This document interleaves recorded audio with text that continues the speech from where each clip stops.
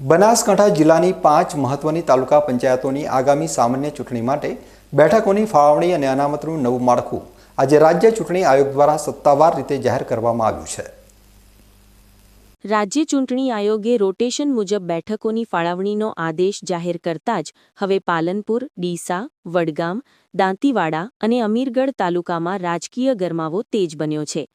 ગુજરાત પંચાયત અધિનિયમ અને નવા સુધારા મુજબ આ વખતે સામાજિક અને શૈક્ષણિક રીતે પછાત વર્ગો એટલે કે એસસીબીસી માટે અનામતનો કોટા વધારીને 27% કરવામાં આવ્યો છે. વિગતે વાત કરીએ તો પાલનપુર તાલુકા પંચાયતની 34 બેઠકોમાંથી 9 બેઠકો એસસીબીસી માટે અને 17 બેઠકો મહિલાઓ માટે અનામત રહેશે. જ્યારે ડીસામાં સૌથી વધુ 38 બેઠકો પર ચૂંટણી યોજાશે, જેમાં 10 બેઠકો પછાત વર્ગ અને 19 બેઠકો મહિલા ઉમેદવારો માટે ફાળવાઈ છે.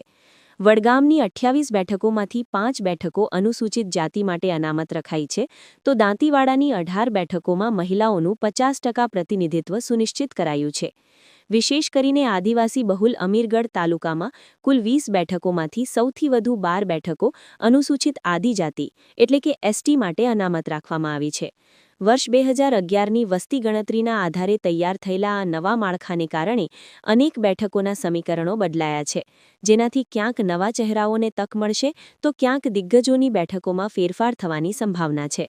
આ નવા સીમાંકન અને બેઠકોના રોટેશન બાદ હવે બનાસકાંઠા જિલ્લા વહીવટીતંત્ર દ્વારા ચૂંટણીલક્ષી વહીવટી પ્રક્રિયા તેજ કરી દેવામાં આવી છે અને ટૂંક સમયમાં જ ચૂંટણીના શંખનાદ સાથે આ પાંચેય તાલુકાઓમાં લોકશાહીનો પર્વ શરૂ થશે.